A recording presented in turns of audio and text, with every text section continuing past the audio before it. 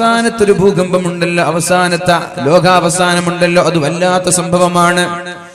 യൗമ തറൗനഹാ തദ്ഹലു കുല്ലു മുർളിഅത്തിൻ അമ്മാ അർളഅത്. മുലപ്പാല് നൽകുന്ന ഉമ്മമാര് കൈക്കുഞ്ഞിനെ വലിച്ചെറിയുന്ന ദിവസമാണത്. അത് ആണുങ്ങൾക്ക് തിരിച്ചറിയില്ല. ഒരു പാല് നൽകുമ്പോ ഉമ്മാക്ക് മക്കളോടുണ്ടാകുന്ന കാരുണ്യം അത് പെണ്ണിനെ തിരിച്ചറിയുള്ളൂ. ആ പെണ്ണുങ്ങൾക്കറിയാം എത്ര ഗൗരവമുണ്ടാകും. ഗർഭിണികളായ ആളുകൾ ഒരു സിസേറിയന്റെയോ അല്ലെങ്കിൽ ഒരു ഓപ്പറേഷന്റെയോ ഒരു സർജറിയുടെയോ ആവശ്യമില്ലാതെ പ്രസവിക്കുന്ന ദിവസമാണത്. പേടിച്ച് പ്രസവിക്കും. ജനങ്ങളെല്ലാം മത്തു പിടിച്ചതുപോലെ പരിഭ്രാന്തരായി കാണാൻ പറ്റും. പരിഭ്രാന്തരായി. അവർക്ക് മത്ത് പിടിച്ചിട്ടില്ല. അവർക്ക് എന്തും മത്തോ കള്ളോ ലഹരിയോ അവർ ഉപയോഗിച്ചിട്ടില്ല. അല്ലാഹുവിന്റെ ശിക്ഷ ഭയാനകമാണ്. പിടിച്ചു നിൽക്കാൻ കഴിയാതെ പരിഭ്രാന്തരായി മാറിയതാണ്.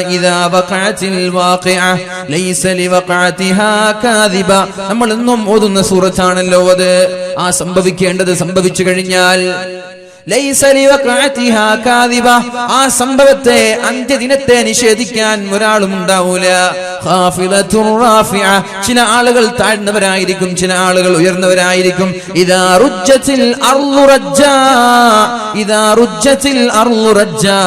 ഭൂമി തകിടം മറിഞ്ഞാൽ കിടുകിട വിറപ്പിക്കപ്പെട്ടാൽ പർവ്വതങ്ങൾ ഇടിച്ച് പൊടി പൊടിയാക്കപ്പെട്ടാൽ ധൂളികളെ പോലെ ഈ ഭൂമിയെ അല്ലാഹു വലിച്ചെറിഞ്ഞു കഴിഞ്ഞാൽ നിങ്ങൾക്ക് എന്താണ് ചെയ്യാൻ പറ്റുക? ഒരുപാട് ഖുർആനിന്റെ ആയത്തുകൾ ഈ സംഭവത്തെ ഉദ്ധരിക്കുന്നുണ്ടല്ലോ. അൽ ഖാരിഅതു മൽ ഖാരിഅ വമാ അദ്റാക മൽ ഖാരിഅ. ഈ ഭയാനകമായ സംഭവം എന്ത് എന്ന് നിങ്ങൾക്ക് തിരിച്ചറിഞ്ഞിട്ടുണ്ടോ? യൗമ യകൂനുൻ നാസു കൽ ഫറാശിൽ മബ്സൂസ്. മനുഷ്യന്മാർ ചിന്നിച്ചിതറിയ പാറ്റയെ പോലെ പാറിക്കളിക്കുന്നുണ്ടാകും. ഒരാൾക്കും സ്വന്തത്തെ നിയന്ത്രിക്കാൻ പറ്റാത്ത സാഹചര്യമാണ്. വതകൂനുൽ ജിബാലു കൽ അഹ്നിൽ മൻഫൂഷ്. പർവ്വതങ്ങൾ കടഞ്ഞ ആട്ടിൻ രോമം പോലെ പർവ്വതങ്ങൾ ഇങ്ങനെ പറക്കുന്നുണ്ടാകും. ഈ ഒരു അവസ്ഥയാണ് ഓരോ പ്രകമ്പനം കൊള്ളുമ്പോഴും. അല്ലാഹു അന്ത്യനാളിനെ കുറിച്ച് സൂചിപ്പിക്കുന്നത് ഈ ഒരു രംഗമാണ്. മുഅ്മിനീങ്ങളെ ഒരാൾക്കും നിയന്ത്രിക്കാൻ പറ്റാത്ത സമയമാണത്. ഇവർ ചോദിക്കുന്നത് അതാണ്, എപ്പോഴാണ് ആ ഖിയാമത്ത് നാൾ വരിക എന്നാണ് മക്ക മുശ്രിക്കീങ്ങളായ ആളുകൾ അല്ലാഹുവിന്റെ ഹബീബിനോട് ചോദിക്കുന്നത്. അല്ലാഹുവിന്റെ ഹബീബ് പറഞ്ഞു കൊടുക്കുകയാണ്,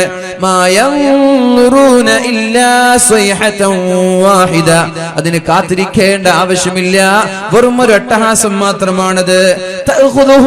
നിങ്ങൾക്കത് എപ്പോഴാണ് പിടികൂടുന്നതെന്നറിയോ?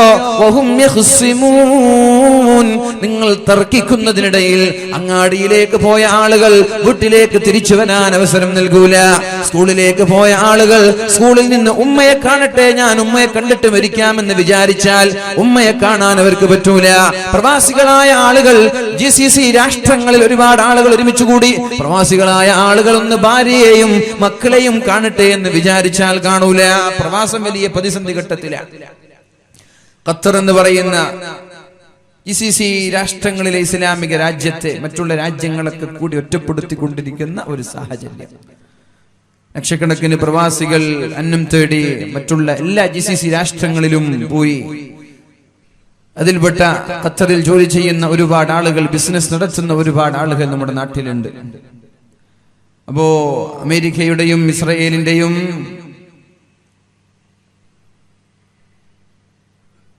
ഒരു പ്രീ പ്ലാൻ എന്ന രീതിയിൽ പാവപ്പെട്ട ഫലസ്തീനികളെയും പാവപ്പെട്ട സിറിയയിലെ മുസ്ലിം രാജ്യങ്ങളെയും സാമ്പത്തികമായി സഹായിക്കുന്ന ഒരു രാജ്യമാണ് ഖത്തർ. ലോക പോലീസ് അമേരിക്കയാണല്ലോ. അമേരിക്കയുടെ നിയന്ത്രണം ട്രംപ് കാലുകുത്തിയിട്ട് മാസങ്ങളായിട്ടില്ല സൗദി അറേബ്യയിൽ. അതിനെ ഒരു മാസം പോലും തികയുന്നതിന് മുമ്പാണ് ഇങ്ങനെ ഒരു പദ്ധതി നമ്മൾ വായിക്കാനിടയായത്. സൗദിയും UAEയും മറ്റുള്ള രാഷ്ട്രങ്ങളും ഖത്തറുമായിട്ടുള്ള എല്ലാ ഇടപാടും നിർത്തിവെച്ചു. ഒരു ഫ്ലൈറ്റ് സംവിധാനമോ ട്രാൻസ്പോർട്ടേഷൻ സംവിധാനമോ അവരുമായിട്ടുള്ള യാതൊരു ഉടമ്പടിയോ ഇനി ഉണ്ടാവൂല. ഖത്തറിലുള്ളവർ തിരിച്ചു വന്നേക്കണം, ഇവിടെയുള്ളവർ അങ്ങോട്ട് പോയേക്കണം. ഒറ്റപ്പെടുത്തുകയാണ് എല്ലാ രീതിയിലും. സാമ്പത്തിക ഉപരോധം ഇത് വലിയൊരു ഭവിഷ്യത്തിന്റെ സൂചനയാണ്. ഞാൻ പറഞ്ഞല്ലോ, ലോകം അസ്തമിക്കാൻ പോവാൻ. മൂന്നാം ലോക മഹായുദ്ധത്തിലേക്ക് ലോകം കാലെടുത്ത് വെച്ചുകൊണ്ടിരിക്കുകയാണ്. അതോടുകൂടി ലോകം അതിന്റെ അന്ത്യത്തിലേക്കും. സഖ്യകക്ഷികളായി അമേരിക്കയും കുറച്ച് ടീമുകളും, വേറെ നോർത്ത് കൊറിയ, ഉത്തര കൊറിയ, അങ്ങനെ കുറച്ച് വിഭാഗങ്ങൾ, ഇങ്ങനെ പല ആളുകൾ പല രീതിയിൽ പല രാഷ്ട്രങ്ങൾ സഖ്യകക്ഷികളായി മൂന്നാം ലോക മഹായുദ്ധത്തിന് കച്ചകൂട്ടിക്കൊണ്ടിരിക്കുന്ന ഒരു സാഹചര്യമാണ്. നമ്മൾക്ക് ദുആ ചെയ്യാനുള്ളത് ആത്മാർത്ഥമായി പ്രവാസ ലോകത്തെ, പ്രത്യേകിച്ചിട്ട് GCC രാഷ്ട്രങ്ങൾ, മുസ്ലിം രാഷ്ട്രങ്ങളുടെ ഐക്യത്തിന് വേണ്ടി ദുആ ചെയ്യണം. സർവശക്തനായ അള്ളാഹു ഐക്യം നിലനിർത്തി കൊടുക്കട്ടെ. ഈ ഒരു തീരുമാനം മാറ്റി ആ പഴയകാല സൗഹാർദ്ദത്തോടുകൂടെ ഖിയാമത്ത് നാൾ വരെ ജീവിക്കാനുള്ള സന്മനസ് അല്ലാഹു നൽകട്ടെ. ഇതിനുവേണ്ടി ഗൂഢമായ ആലോചനകൾ നടത്തിയ ആളുകൾക്ക് അവരുടെ ഈ തന്ത്രങ്ങൾ, കുതന്ത്രങ്ങളിൽ നിന്ന് മാറി നിന്ന് മുസ്ലിം രാഷ്ട്രങ്ങൾ മുഴുവനും ഏകോപിച്ച് ഒറ്റക്കെട്ടായി ഒരുമിച്ച് നിന്ന് സാഹോദര്യത്തോടെ ഇനിയും ഒരുപാട് കാലം സേവനം ചെയ്യാൻ ആ രാഷ്ട്രങ്ങൾക്കൊക്കെ അള്ളാഹു തൗഫീഖ് ചെയ്യട്ടെ. രാഷ്ട്ര തലവന്മാർക്കൊക്കെ അള്ളാഹു തൗഫീഖ് ചെയ്യട്ടെ. നിങ്ങളൊക്കെ നിങ്ങളുടെ ആത്മാർത്ഥമായ പ്രാർത്ഥനയിൽ ഒരു വിഷയം ഉൾപ്പെടുത്തണം. എല്ലാവരും റമദാനിൽ പ്രത്യേകിച്ച് വലിയൊരു അപകടത്തിലേക്ക് കാലെടുത്ത് വെക്കുന്നത് തമാശയല്ല. ഗൾഫ് നശിച്ചാൽ നമ്മുടെ കേരളം നശിക്കും. ഗൾഫ് കൊണ്ടാണ് നമ്മുടെ പല സ്ഥാപനങ്ങളും പല പള്ളികളും പല കാര്യങ്ങളും ഇവിടെ നടന്നു പോകുന്നത്. ഗൾഫ് അപകടത്തിലായ നമ്മളും അപകടത്തിലാകും. അതുകൊണ്ട് ആത്മാർത്ഥമായി തഹജ്ജുദിന് ശേഷവും റമളാനിന്റെ എല്ലാ പ്രാർത്ഥനകളിലും പ്രവാസ ലോകത്തിന്റെ പ്രവാസികൾക്ക് വേണ്ടിയും അറബ് രാജ്യങ്ങളിലെ നേതാക്കൾക്ക് വേണ്ടിയും അവരുടെ ഐക്യത്തിനും ഒത്തൊരുമയ്ക്ക് വേണ്ടിയിട്ടും മുസ്ലിം ലോകത്തിന്റെ അവരുടെ വിജയത്തിന് വേണ്ടിയിട്ടും നിങ്ങൾ ദുആ ചെയ്യണം. അല്ലാഹു വിജയം നൽകട്ടെ. അല്ലാഹുമ്മ അഇസ്സൽ ഇസ്ലാമ വൽ മുസ്ലിമീൻ, അല്ലാഹുമ്മ അഇസ്സൽ ഇസ്ലാമ വൽ മുസ്ലിമീൻ, اللهم أعز الإسلام والمسلمين، اللهم دمر أعداءك وأعداء الدين، اللهم دمر أعداءك وأعداء الدين، اللهم دمر أعداءك وأعداء الدين. الله സ്വീകരിക്കട്ടെ.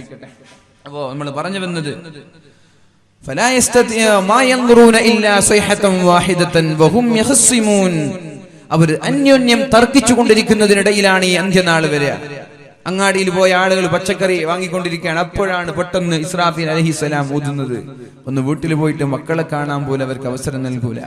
ഫലാ യസ്തതിഊന തൗസിയതൻ വലാ ഇലാ അഹ്ലിഹിം യർജിഊൻ.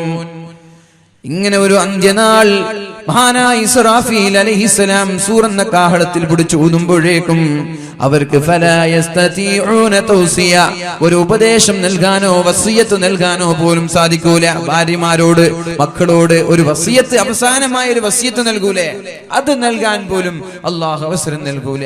ആര് എവിടെയാണ് അവിടെ വെച്ച് നശിക്കുകയാണ്.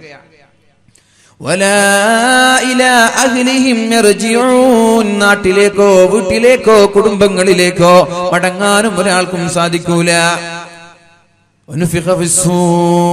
സൂറത്തു സുമറിന്റെ അവസാന ഭാഗങ്ങളിൽ അല്ലാഹു റബ്ബ് സുബ്ഹാനഹു വ തആല അന്ത്യനാളിന്റെ മറ്റൊരു രംഗം പറയുന്നുണ്ട്. ونفخ في الصور فصعق من في السماوات ومن في الأرض إلا ما شاء الله. ആദ്യത്തെ സൂറന്ന കാഹളത്തിൽ ഊതുമ്പോ ഭൂമിയിലുള്ളവരും ആകാശങ്ങളിലുള്ളവരിലും അല്ലാഹു ഉദ്ദേശിച്ച ആളൊഴികെ മറ്റുള്ള എല്ലാ ആളുകളും ഫസ്അഇക മരിച്ചു വീഴും. ثم نفخ فيه أخرى. രണ്ടാമതൊരു ഊത്ത് മഹാനായ ഇസ്രാഫീൽ അലൈഹിസ്സലാം ഊതുന്നുണ്ട്. فإذا هم قيام ينظرون. ആ മരിച്ചുപോയ ആളുകളെല്ലാം ഉണരുകയാണ്. ഖബറിൽ നിന്ന് കൂട്ടം കൂട്ടമായി ഉണരുകയാണ്. എല്ലാവരും ഉണരും. അങ്ങനെ ഓരോ ആളുകളുടെ നന്മയും തിന്മയും തീരുമാനിക്കാൻ വേണ്ടി മഹ്ശറിലേക്ക് ആളുകൾ പോവുകയാണ്. അപ്പൊ രണ്ടാമത്തെ ഊത്ത് അല്ലാഹുവിന്റെ കൽപ്പനയോടെ മഹാനായ ഇസ്രാഫീൽ അലൈഹിസ്സലാം ഊതുമ്പോഴേക്കും ഫഇദാഹും മിനൽ അജ്ദാഥി ഇലാ റബ്ബിഹിം യൻസിലൂൻ. അവർ അല്ലാഹുവിലേക്ക് പുറപ്പെടുകയാണ്, രക്ഷിതാവിലേക്ക് കുതിച്ചു ചെല്ലുകയാണ്. എന്തിന്? അവരുടെ ഫഇദാഹും മിനൽ അജ്ദാഥ്, അവരുടെ ഖബറിടങ്ങളിൽ നിന്ന് ഉണർന്നിട്ട് ഇലാ റബ്ബിഹിം യൻസിലൂൻ. ഒന്നാമത്തെ ഊത്തിന്റെയും രണ്ടാമത്തെ ഊത്തിന്റെയും ഇടയിൽ 40 വർഷത്തെ ദൈർഘ്യമുണ്ട് എന്ന്. ഒന്നാമത്തെ ഊത്തിന്റെയും രണ്ടാമത്തെ ഊത്തിന്റെയും ഇടയിൽ 40 വർഷത്തെ ദൈർഘ്യമുണ്ട്. ഒന്നാമത്തെ ഊത്ത് വരുന്നത് വരെ തിന്മ ചെയ്ത ആളുകൾക്ക് അല്ലാഹു തആല ഖബറിൽ ശിക്ഷ നൽകിക്കൊണ്ടേയിരിക്കും, നന്മ ചെയ്ത ആളുകൾക്ക് അല്ലാഹു സുഖം നൽകിക്കൊണ്ടേയിരിക്കും. നല്ലവരായ ആളുകൾ നമ്മളൊക്കെ മനസ്സിലാക്കിയതുപോലെ ഖബറിൽ സുഖത്തോടെ ആയിരിക്കും ജീവിക്കുന്നത്. ഖബർ സ്വർഗ്ഗമായിരിക്കും. മോശപ്പെട്ട ആളോ അവർക്ക് നരകമായിരിക്കും. ഒന്നാമത്തെ ഊത്ത് കഴിഞ്ഞാൽ പിന്നെ അവിടെ സ്വർഗമില്ല, അവിടെ നരകമില്ല. എല്ലാവരും നല്ല ഉറക്ക്. നമ്മൾ രാത്രി ഉറങ്ങുന്നത് പോലെ 40 വർഷം ഉറങ്ങുന്നതാണ് എല്ലാവരും. നല്ലവരും മോശപ്പെട്ടവർക്കൊക്കെ നല്ല ഉറക്കാണ്. ഒന്നും അറിയില്ല, ശിക്ഷ അറിയില്ല, സുഖങ്ങൾ അറിയില്ല, നന്മ അറിയില്ല, ഒന്നും അറിയില്ല. ആ ഊത്ത് നടക്കുന്നതോടുകൂടി ഒറ്റ ഉറക്കാണ്. പിന്നെ ആ ഉറക്കിൽ നിന്ന് ഉണരുന്നത് ഇസ്രാഫീൽ അലൈഹിസ്സലാമിന്റെ രണ്ടാമത്തെ ഊത്തോടുകൂടെയാണ്.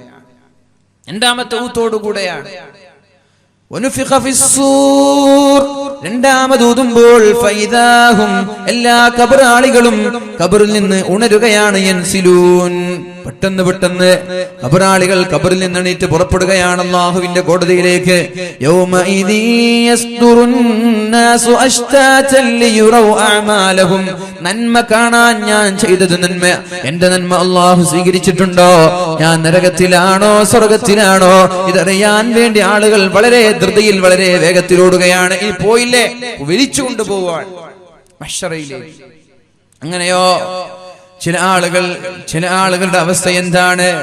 അങ്ങനെ ആ ഖബറിൽ നിന്നുണർന്നാൽ തിന്മ ചെയ്ത് ജീവിച്ച ആളുകൾ, നന്മ ചെയ്യാതെ തിന്മ ചെയ്ത് ജീവിച്ച ആളുകൾ ഖാലൂ യാ വൈലനാ മൻ ബഅസനാ മിൻ മർഖദിനാ ഹാദാ മാ വഅദർ റഹ്മാൻ.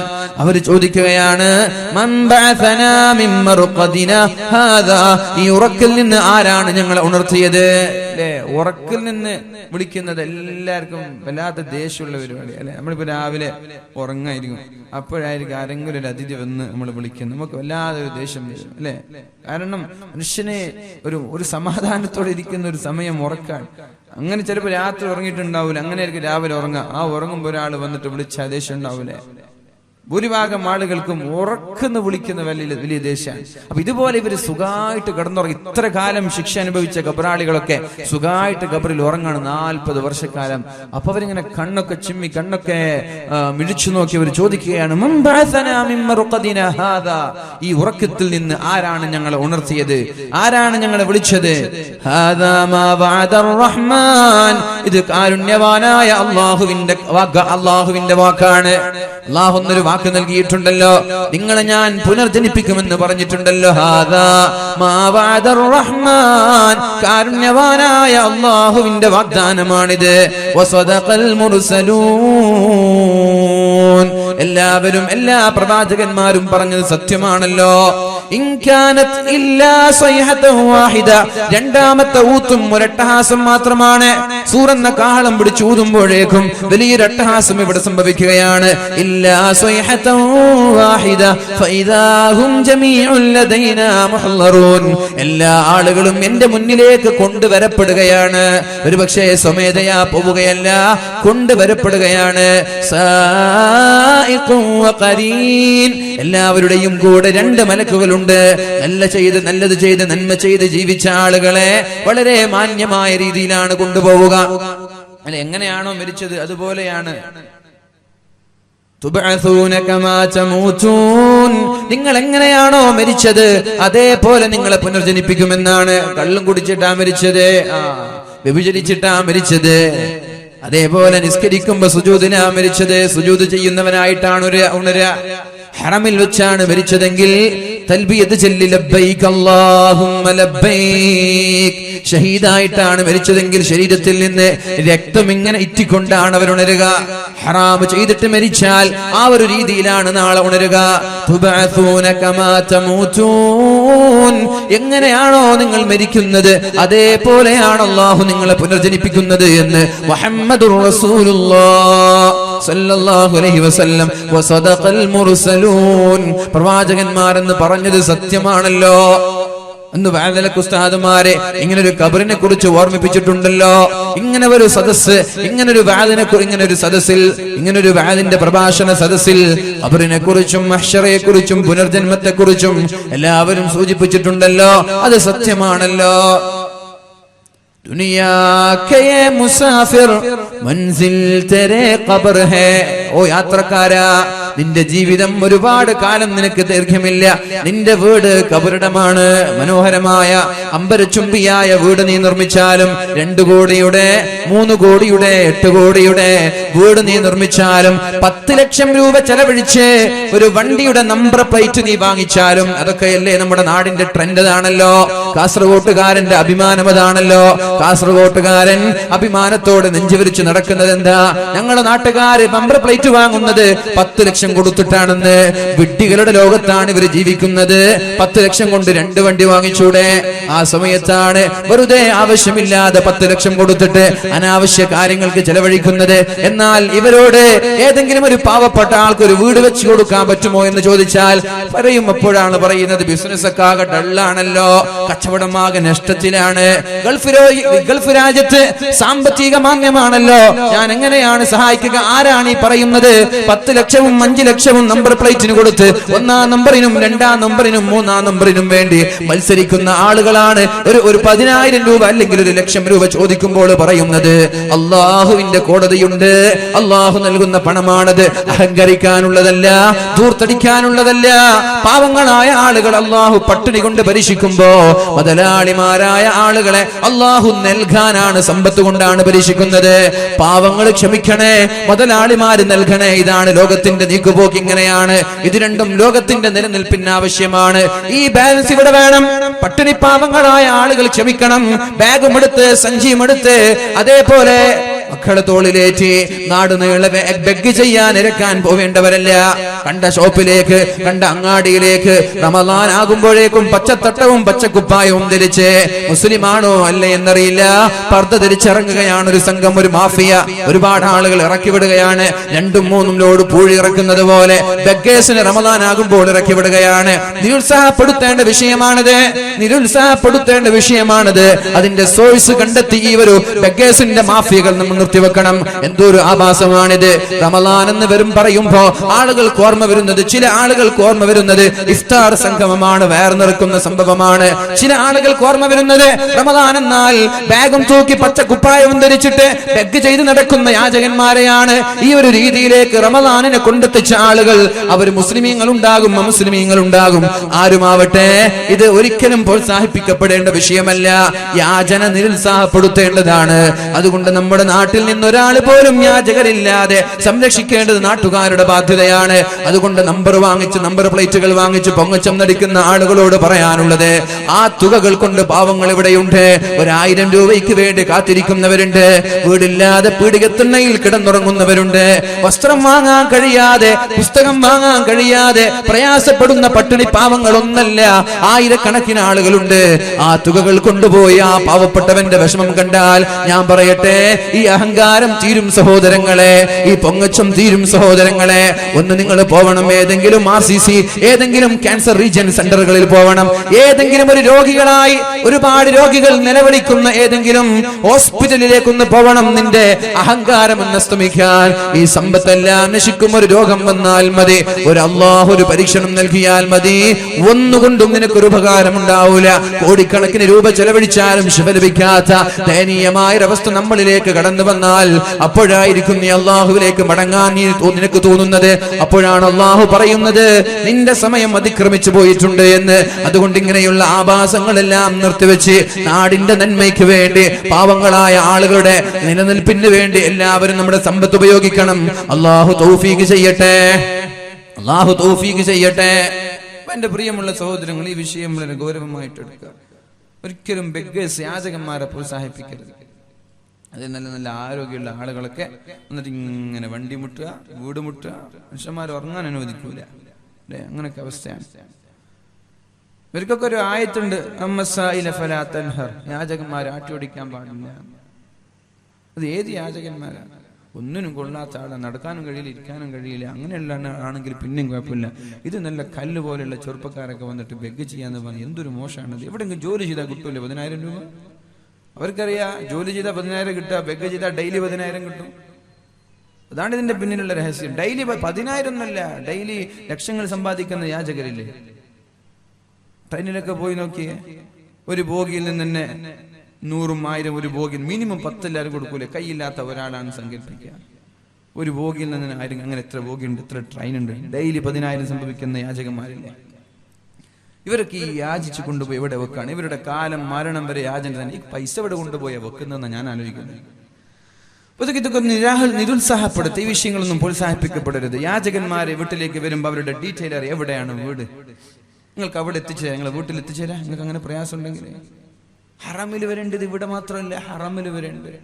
ഹറമിൽ ഉംറ ചെയ്യാൻ വേണ്ടി പോയപ്പോൾ നല്ലൊരു കന്തുറയും എമിറേറ്റ് സ്റ്റൈല UAE സ്റ്റൈലുള്ള ഇതേപോലെ ഒരു കന്തുറയും ഇതേപോലെ തലപ്പാവം കെട്ടി ഒരാൾ എൻ്റെ അടുത്ത് വന്നു. ഞാൻ ഇതേ വേഷത്തിലായിരുന്നു. അപ്പോൾ ഒരു എമിറേറ്റ് UAEയിലുള്ള ആളാണെന്ന് വിചാരിച്ചിട്ട് ആദ്യം അറബിയിൽ സംസാരിച്ചു, പിന്നെ ഇംഗ്ലീഷായി, പിന്നെ ഹിന്ദി ആയി. എന്താ കാരണം? എൻ്റെ ഒരു പെണ്ണുങ്ങളുണ്ട് പർദ്ദയിട്ടിട്ട്, ഇതെൻ്റെ ഉമ്മയാണ്, ഞാനും UAEയിൽ നിന്ന് വരുന്ന ആളാണ്. എൻ്റെ കയ്യിൽ 4000 ദിർഹം ഉണ്ടായിരുന്നു UAE, ഇവിടെ അതുണ്ടായിരുന്നു. അതേപോലെ 2000-ഓളം സൗദി റിയാൽ ഉണ്ടായിരുന്നു. എൻ്റെ ബാഗ് ഞാൻ തവാഫ് ചെയ്യുന്ന സ്ഥലത്ത് ക്ലീൻ ചെയ്യുന്ന അവിടുത്തെ ഖാദിമിങ്ങൾ അത് അടിച്ചു മാറി കൊണ്ടുപോയി. എൻ്റെ കയ്യിൽ ഒന്നുമില്ല. എൻ്റെ ഉമ്മയാണ്, രാവിലെ മുതൽ ഭക്ഷണം കഴിച്ചിട്ടില്ല, വല്ലതും തരണം. എൻ്റെ കയ്യിലൊന്നുമില്ല. ഇതേപോലെ ഒരു കന്തൂർ പേഴ്സിലൊന്നും ഇല്ലല്ലോ, പേഴ്സൊന്നും കയ്യിൽ വെക്കൂലല്ലോ. ഞാൻ പറഞ്ഞു എൻ്റെ കയ്യിലൊന്നുമില്ല. ഇതാരും ഉമ്മ. അപ്പൊ ഞാൻ ചോദിച്ചു, നിങ്ങൾ അവിടെ പോയിട്ട് ചോദിച്ചു വന്നു? ഞങ്ങൾ ചോദിച്ചു. അപ്പൊ അവര് കൈമടക്കാണ്, അറിയില്ല എന്ന് പറഞ്ഞിട്ട് കൈമടക്കാണ്. എന്നാ പിന്നെ നിങ്ങൾക്ക് ഭക്ഷണമല്ലേ വേണ്ടത്? ഞങ്ങൾ റൂമിൽ വന്നാൽ ഭക്ഷണം കിട്ടും, ഞങ്ങൾ റൂമിൽ വന്നാൽ ഭക്ഷണം കിട്ടും, നിങ്ങൾക്ക് ഭക്ഷണമാണല്ലോ വേണ്ടത്. അപ്പോ ആടുമുണ്ട്. ഇവർക്ക് ഭക്ഷണമല്ല വേണ്ടത്. ഇവരിങ്ങനെ ആളുകളെ ആ ഹറമിന്റെ അടുത്ത് വന്നിട്ട് ആത്മാർത്ഥമായി അള്ളാഹുവിലേക്ക് അടുക്കുന്ന സമയത്ത് ആളുകളുടെ ആത്മീയത ചൂഷണം ചെയ്യാൻ എത്ര ആളുകൾ മദീനയിലും മക്കയിലൊക്കെ. ഇതൊന്നും നമ്മൾ ഒരിക്കലും പ്രോത്സാഹിപ്പിക്കരുത്. നമ്മുടെ കുടുംബത്തിലോ നമ്മുടെ നാട്ടിലോ ഇങ്ങനെയുള്ള ആളുകളുണ്ടെങ്കിൽ അവർക്ക് സാമ്പത്തിക സഹായം നൽകി അവരെ ഒരു യാചകരാക്കി മാറ്റാതെ അവർ അഭിമാനത്തോടെ ജീവിക്കുന്ന ആളുകളാക്കി നമ്മൾ മാറ്റാൻ അള്ളാഹു തൗഫീഖ് ചെയ്യട്ടെ. എല്ലാം ഒരു അട്ടഹാസമാണ്. ആ ഒരു അട്ടഹാസം സംഭവിക്കലോടുകൂടി അവർ അള്ളാഹുവിന്റെ മുന്നിലേക്ക് കൊണ്ടുവരപ്പെടും. فاليوم لا تظلم نفس شيئا ولا تجزون إلا ما كنتم تعملون. ഇന്ന് ഒരാളെയും നാം ആക്രമിക്കൂല. നന്മ ചെയ്തവർക്ക് അതിനുള്ള പ്രതിഫലം നൽകും, തിന്മ ചെയ്തവർക്ക് ശിക്ഷ നൽകും. നിരപരാധികൾ ഞാൻ ശിക്ഷിക്കൂല. നമ്മുടെ നാട്ടിൽ ഒരു പ്രത്യേകമായൊരു മോട്ടുണ്ട്. 1000 നിരപരാധികൾ നഷ്ടപ്പെട്ടാലും ഒരു ഹെൽമെറ്റ് ധരിക്കാത്തവന് രക്ഷപ്പെടാൻ പാടില്ല. നമ്മുടെ പോലീസുകാർക്ക് ആകെ ഒരു മോട്ടോ. അല്ലെങ്കിൽ ഒരു സീറ്റ് ബെൽറ്റ് ധരിക്കാത്തവന് രക്ഷപ്പെടാൻ പാടില്ല. എവിടെ നോക്കിയാലും ഹെൽമെറ്റും സീറ്റ് ബെൽറ്റും പിടിക്കാൻ വേണ്ടിട്ട് കുറച്ച് പോലീസുകാർ. ഇവിടെ എന്തൊക്കെ മാഫിയകൾ നടക്കുന്നുണ്ട്, ലഹരി മാഫിയ. അതൊന്നും ഇവർക്ക് കാണുന്നില്ല. ഞാൻ ആലോചിക്കാൻ ഒന്ന് കാസർഗോഡ് വതിയെടുക്കയിൽ നിന്ന് കാസർഗോഡ് പോകുമ്പോൾ 4-5 സ്ഥലത്ത് വാലിന് വരുമ്പോഴും ഞാൻ കണ്ടു.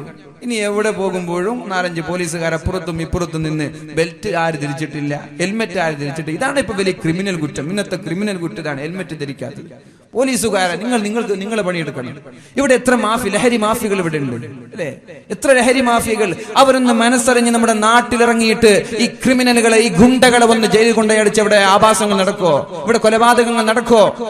കൊലപാതകങ്ങൾ നടത്തിയതിന് ന്യായീകരിക്കേണ്ടത് കള്ളു കുടിച്ചിട്ട് മത്തില് അറിയാതെ കൊന്നുപോയതാണ്. ഇവിടെ വർഗീയ അജണ്ട ഉണ്ടാക്കാൻ വേണ്ടി ചില ആളുകളുടെ ഗൂഢമായ ആലോചനയ്ക്ക്, ചില ആളുകളുടെ ഗൂഢമായ തന്ത്രങ്ങൾ കാരണം ഇവിടെ വർഗീയ അജണ്ടയുണ്ടാക്കി വോട്ട് പിടിക്കാൻ വേണ്ടി ചില ആളുകൾ കുതന്ത്രമായിട്ടുള്ള അക്ഷീണ പ്രയത്നം നടത്തിക്കൊണ്ടിരിക്കുമ്പോ അവർക്ക് ഒത്താശ ചെയ്യുന്ന ചില പോലീസുകാർക്ക് ഒരു പണിയുണ്ട്. കാക്കിയിടുന്നവനൊരു ധർമ്മമുണ്ട്. അത് പറ്റുമെങ്കിൽ ധരിച്ചാൽ മതി, എല്ലാം കഴിച്ചു വെക്കണം. അതിന് പറ്റൂലെങ്കിൽ അത് ധരിക്കരുത്. പോലീസുകാർ ശ്രദ്ധിക്കണം അല്ലേ? എന്താ നമ്മുടെ നാടിന്റെ ഒക്കെ കഥ? എത്ര കൊലപാതകങ്ങൾ കഴിഞ്ഞൊരു മാസം, 5-6 കൊലപാതകങ്ങൾ. ഇതൊക്കെ നിയന്ത്രിക്കാൻ കഴിയുന്നില്ലെങ്കിൽ പിന്നെ എന്തിനീ പോലീസിന്റെ ആവശ്യമുണ്ടോ? ആകെ ഒരു ഹെൽമെറ്റ് ധരിക്കുന്ന ആളെ പിടിച്ചാൽ മതി, ആകെ ഒരു ബെൽറ്റ് ധരിക്കാത്ത ആളെ പിടിച്ചാൽ മതി. അതും തന്നെ 100 കൊടുത്താൽ അതും വിട്ടേക്കും. 100-500 കൊടുത്താ പോയിക്കോ, ഇതുണ്ടെന്ന് ആവശ്യമില്ല. 100 കൊടുത്താ 200 കൊടുത്താ വിട്ടേക്കും. ഇങ്ങനെ നിയമം കയ്യിലെടുക്കുന്ന ചില പോലീസുകാർ, ഇവരൊക്കെയാണ് നാടിന്റെ ശാപം. പോലീസുകാരെ നന്നാവാതെ നാട് നന്നാവൂല. പോലീസുകാരുടെ മനസ്സിലുള്ള വർഗീയ അജണ്ട അവരെടുത്തു മാറ്റാതെ നാട് നന്നാവൂല. ഇവര് തന്നെ വർഗീയ അജണ്ട ഉണ്ടാക്കിയ പിന്നെ എങ്ങനെ നാട് നന്നാവുക? രാഷ്ട്രീയ നേതാക്കളും ഇത് പഠിക്കണം. ഏത് രാഷ്ട്രീയക്കാരാണെങ്കിലും ശരി, സമാധാന അന്തരീക്ഷം നിലനിർത്താൻ ആദ്യം ശ്രമിക്കേണ്ടത് രാഷ്ട്രീയ നേതാക്കളാണ്. അല്ലാഹു ബോധം നൽകി അനുഗ്രഹിക്കട്ടെ. നാലും നല്ല ഒരുപാട് പോലീസുകാരുണ്ട്, ഒരുപാട് പോലീസുകാരായിട്ട് നല്ല ബന്ധമുണ്ട്. എല്ലാവരും അടിച്ചാക്ഷേപിക്കുന്നില്ല. ചില ആളുകൾ അല്ലാഹു അവർക്ക് ബോധം നൽകി രാഷ്ട്രത്തിനും നാടിനും നല്ല സേവനം ചെയ്യാനുള്ള സന്മനസ് കൊടുക്കട്ടെ. ഹെൽമെറ്റ് ധരിക്കാതെ പോകണമെന്നല്ല, ഹെൽമെറ്റ് ധരിച്ചിട്ടേ പോകാൻ പാടുള്ളൂ, ബെൽറ്റ് ധരിച്ചിട്ടേ പോകാൻ പാടുള്ളൂ. പക്ഷെ ഇതാണ് ഒരു ക്രിമിനൽ കുറ്റം എന്ന് തെറ്റിദ്ധരിക്കരുത്. ഇതൊരു ക്രിമിനൽ കുറ്റമായിട്ട് കാണുകയും ചെയ്യരുത്. ഇതിനേക്കാളൊക്കെ വലിയൊരുപാട് ഇവിടെ നടക്കുന്നുണ്ട്. മനസ്സിലായോ? മയക്കുമരുന്നിന്റെ ലഹരി മാഫിയകൾ അതാദ്യം നമ്മുടെ നാട്ടിൽ നിന്ന് എടുത്തു മാറ്റിയാൽ തന്നെ നാട്ടിലുള്ള ഒട്ടുമിക്ക കൊലപാതകങ്ങളും അക്രമങ്ങളും ഗുണ്ടാ സംഘങ്ങളൊക്കെ ഒരു പരിധിവരെ നിയന്ത്രിക്കാൻ നമ്മൾക്ക് പറ്റും. ലഹരികളാണ് എല്ലാവരും ഇവിടെ നശിപ്പിക്കുന്നത്. നമ്മുടെ പാവപ്പെട്ട മക്കളൊക്കെ ലഹരിയുടെ അഡിക്റ്റായി ഭ്രാന്തന്മാരായി മാറിക്കൊണ്ടിരിക്കുകയാണ്. ഉമ്മമാരെ, അതുകൊണ്ടൊന്ന് ബോധവാന്മാരാവോ നമ്മുടെ മക്കളെ കുറിച്ച്. പെൺകുട്ടികൾ വരെ കഞ്ചാവടിക്കുന്ന മുസ്ലിം പെൺകുട്ടി എനിക്കറിയാം. കഞ്ചാവടിക്കുന്ന മുസ്ലിം പെൺകുട്ടി, നല്ല ഒരു ഉപ്പയുടെ മകൾ ഹോസ്റ്റലിൽ പഠിക്കാൻ അയച്ചതാ, ഹോസ്റ്റലിൽ പഠിപ്പിക്കാൻ അയച്ചതാണ്. ഹോസ്റ്റലിൽ വെച്ചിട്ട് ചങ്ങാതിമാരുടെ കൂടെ കൂടിയിട്ട് കഞ്ചാവടിച്ചിട്ട് കഞ്ചാവിന്റെ അഡിക്റ്റായി മാറി. അല്ലേ? കള്ളു കുടിക്കുന്ന മുസ്ലിം പെൺകുട്ടികളില്ലേ? എവിടുന്ന ഇതൊക്കെ സമ്പാദിച്ചത്? എവിടുന്ന? ഹോസ്റ്റൽ സംവിധാനം. മക്കളെ ഹോസ്റ്റലിലേക്ക് പഠിക്കാൻ വിട്ടതാണ്. ഉമ്മമാർ എത്ര ലക്ഷങ്ങൾ ചെലവഴിച്ചിട്ട് 10 ലക്ഷം 25 ലക്ഷം 30 ലക്ഷം ഒക്കെ ചെലവഴിച്ച് മംഗലാപുരത്തും ബാംഗ്ലൂരിലും കൊച്ചിയിലും കോഴിക്കോടും തിരുവനന്തപുരത്തൊക്കെ പഠിക്കാൻ വിട്ടതാണ്. എന്തിപ്പോ അവസാനം കൊണ്ടുവന്നത്? ഗർഭിണികളായ വേറുമായി പല മക്കളും വീട്ടിലേക്ക് വരിക, പല മക്കളും കഞ്ചാവിന്റെയും കള്ളിന്റെയും അഡിക്റ്റായി. അല്ലാഹു കാക്കട്ടെ. എന്റെ പ്രിയപ്പെട്ട സഹോദരിമാർ, ഉപ്പമാർ, രക്ഷിതാക്കൾ, ഈ ഒരു വിഷയത്തിൽ ഒന്ന് ജാഗ്രത, ഈ ഒരു വിഷയത്തിൽ നന്നായി ഒന്ന് ആലോചിച്ചില്ലെങ്കിൽ വലിയൊരു അപകടത്തിലേക്കാണ് നമ്മുടെ നാട് നീങ്ങുന്നത്. അല്ലാഹു എല്ലാ അപകടങ്ങളിൽ നിന്നും വരാനിരിക്കുന്ന ശർറായ വിധിയിൽ നിന്നും അല്ലാഹു നമ്മുടെ നാടിനെ രക്ഷപ്പെടുത്തുമാറാവട്ടെ. എങ്ങനെയാണോ മരിച്ചത് അതുപോലെ അല്ലാഹു പുനർജനിപ്പിക്കുമെന്നാണ്. അപ്പോഴാണ് സ്വഹാബാക്കൾ ചോദിച്ചത്, യാ റസൂലല്ലാഹ്, അല്ലാഹുവിന്റെ ഹബീബേ, ഞങ്ങൾക്ക് അല്ലാഹുവിനെ കാണാൻ സാധിക്കുമോ നബിയെ? നാളെ അല്ലാഹുവിനെ കാണാൻ ഞങ്ങൾക്ക് പറ്റുമോ? നബി തങ്ങൾ പറഞ്ഞു, 14-ാം രാവിന്റെ ചന്ദ്രൻ, അന്ന് നിങ്ങൾക്ക് ചന്ദ്രനെ കാണാൻ പറ്റൂലേ? പറ്റും. സൂര്യനെ കാണാൻ പറ്റുമോ? പറ്റും. അതേപോലെ നിങ്ങൾക്ക് അല്ലാഹുവിനെ നാളെ സ്വർഗീയ ലോകത്ത് കാണാൻ സാധിക്കുമെന്ന് മുഹമ്മദുർ റസൂലുള്ളാഹ് സ്വല്ലല്ലാഹു അലൈഹി വസല്ലം. ഒരുപാട് ആളുകളുണ്ട് അല്ലാഹുവിനെ അല്ലാതെ മറ്റുള്ള ആളുകൾ ആരാധിച്ചവർ. അവരോട് ചോദ്യം വരെയില്ല, അവരെ നേരെ നരകത്തിലേക്ക്. പിന്നെ മുസ്ലിമീങ്ങളിൽ തന്നെ മുനാഫിഖീങ്ങളുണ്ട്, തോന്നിവാസികളുണ്ട്, തെമ്മാടികളുണ്ട്. അവരാണ് ഈ സിറാത്ത് പാലത്തിലൂടെ കടന്നു പോകുന്നത്. സിറാത്ത് പാലത്തിലൂടെ കടന്നു പോകുമ്പോ നബിതങ്ങൾ മാത്രമേ, പ്രവാചകന്മാർ മാത്രമേ വായ തുറക്കുകയുള്ളൂ. മറ്റുള്ളവരൊന്നും മിണ്ടുക പോലുമില്ല. പ്രവാചകന്മാർ മാത്രമാണ് വായ തുറക്കുന്നതിന്റെ. അല്ലാഹുമ്മ സല്ലിം, അല്ലാഹുമ്മ സല്ലിം, അല്ലാഹുവേ രക്ഷപ്പെടുത്തണേ അല്ലാ, അല്ലാഹുവേ രക്ഷപ്പെടുത്തണേ അല്ലാ. നബിതങ്ങളുടെ സമുദായം സിറാത്ത് പാലത്തിലൂടെ കടന്നു വരുമ്പോ അതിന്റെ മറുതലയ്ക്കൽ ഇരുന്നു കൊണ്ട് നബി തങ്ങൾ ദുആ ചെയ്യുമത്രേ, അല്ലാഹുമ്മ സല്ലിം, അതെന്റെ സമുദായക്കാരനാണ് റബ്ബേ, അയാളെ രക്ഷപ്പെടുത്തണേ എന്ന് ദുആ ചെയ്യുമെന്ന് പരിശുദ്ധ റസൂലുള്ളാഹ്. ബക്കറ്റ് വരും നിങ്ങളുടെ അടുത്ത്. മാന്യമായ രീതിയിൽ എല്ലാവരും സഹകരിക്കുക. അല്ലാഹു തൗഫീഖ് ചെയ്യട്ടെ. പരിപാടിയുടെ ചെലവിലേക്ക് പ്രത്യേക പിരിവൊന്നും ഞാൻ എടുക്കുന്നില്ല. നിങ്ങൾക്കറിയാം, ഈ ഷീറ്റും ഈ സൗണ്ട് സിസ്റ്റം, സ്റ്റേജ്, കസേര, ഇതിനൊക്കെ നല്ലൊരു ചെലവുണ്ട്. ചൂടെടുക്കാതിരിക്കാൻ വേണ്ടിയിട്ട് നല്ല ഫാനും നിങ്ങൾക്ക് സജ്ജീകരിച്ചു വെച്ചിട്ടുണ്ട്. അപ്പൊ അതുകൊണ്ട് നിങ്ങൾ എന്താ ചെയ്യാ, നല്ലൊരു തുക, ഒരു 500 കഴിയുന്ന ആളുകൾ 500 തന്നെ ഇട്ട് കൊടുക്കുക. സമാപനാണല്ലോ, അവസാന ദിവസം. ബക്കറ്റ് എന്ന് പറയുമ്പോൾ നിങ്ങൾ 10-നെ കുറിച്ച് ആലോചിക്കണ്ട.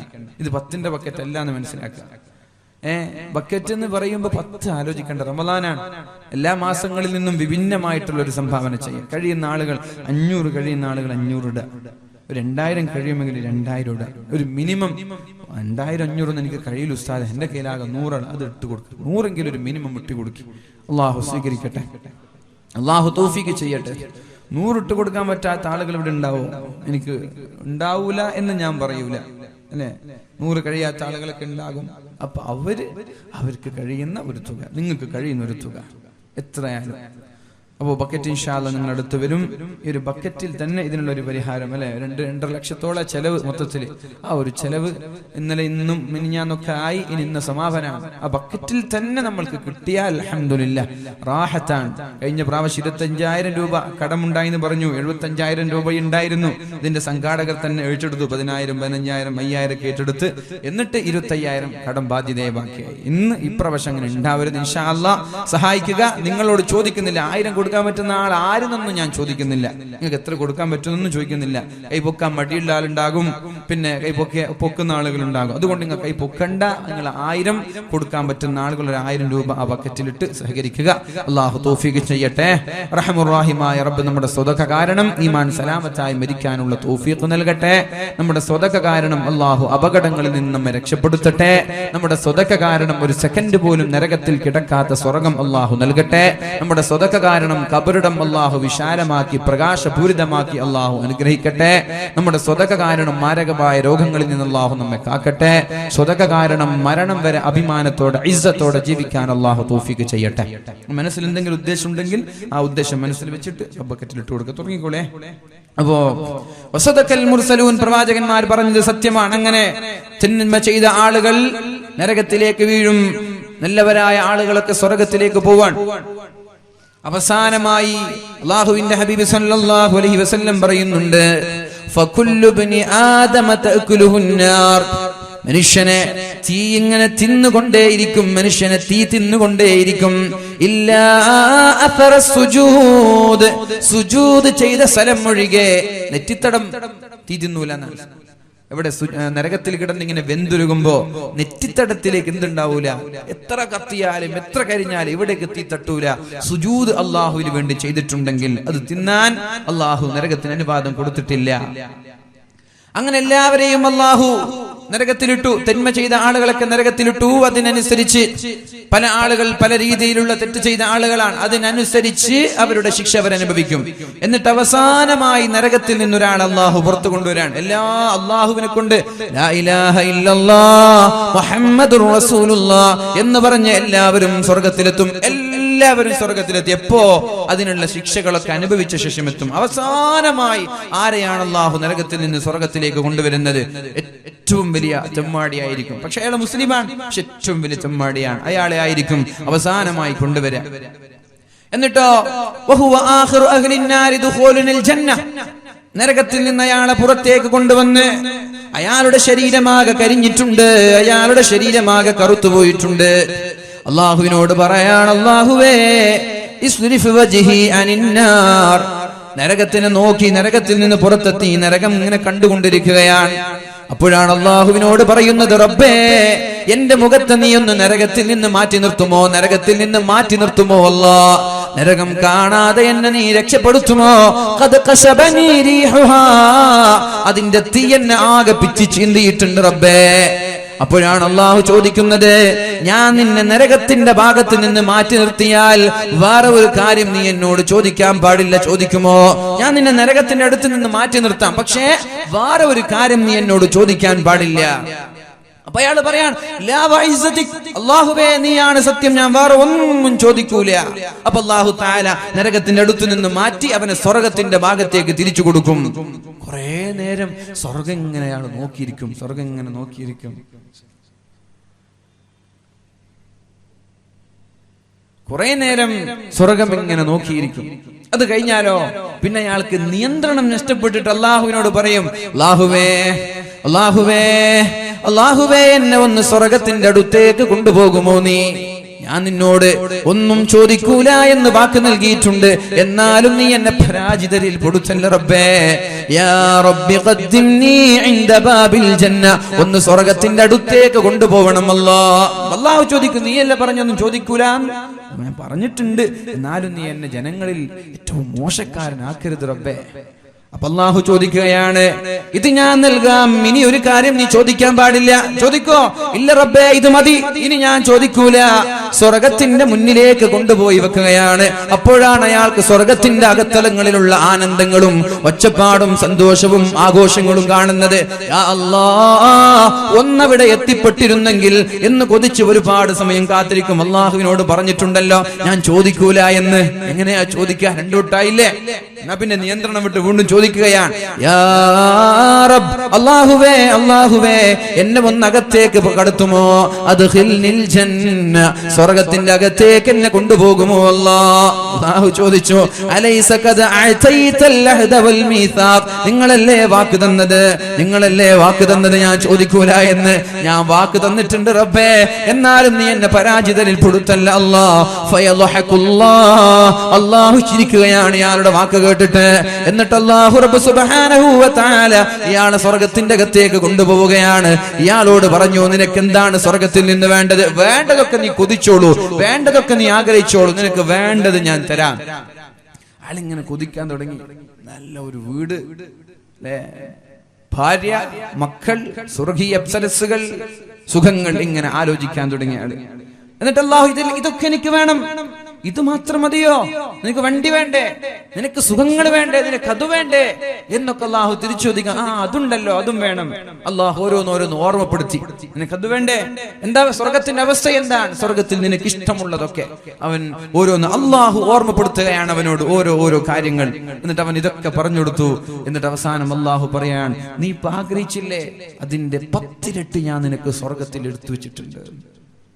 ആർക്കാ? നരകത്തിൽ നിന്ന് അവസാനമായി സ്വർഗത്തിലെത്തുന്ന ആളുകൾക്ക് അവൻ ആഗ്രഹിച്ചതിന്റെ 10 ഇരട്ടി. അവൻ എന്ത് വേണമെങ്കിലും അവൻ ആഗ്രഹിക്കാം, എന്ത് വേണമെങ്കിലും അവൻ ആഗ്രഹിക്കാം. അതിന്റെ 10 ഇരട്ടി ഞാൻ നിനക്ക് വേണ്ടി എടുത്തു വെച്ചിട്ടുണ്ട് എന്ന് അല്ലാഹു അയാളോട് പറയുമെന്ന് മുഹമ്മദുർ റസൂലുള്ളാഹ്. അപ്പൊ ഇങ്ങനെ ഇവരിൽ പെടാൻ വേണ്ടി ദുആ ചെയ്യണ്ട. അല്ലാഹുവേ, അവസാനത്തിൽ സ്വർഗത്തിലെത്തുന്ന ആളിൽ എന്നെ ഉൾപ്പെടുത്തണം, അങ്ങനെ ദുആ ചെയ്യണ്ട. ഒരു സെക്കൻഡെങ്കിലും നരകത്തിൽ കിടക്കാത്ത സ്വർഗം എനിക്ക് നൽകണേ അല്ലാഹ്. അല്ലാഹു നൽകട്ടെ. അതാണ് റമദാനിൽ അധികരിപ്പിക്കാൻ പറഞ്ഞത്. അശ്ഹദു അല്ലാ ഇലാഹ ഇല്ലല്ലാഹ് അസ്തഗ്ഫിറുല്ലാഹ് അസ്അലുകൽ ജന്ന വഅഊദു ബിക മിനൻ നാർ. അശ്ഹദു അല്ലാ ഇലാഹ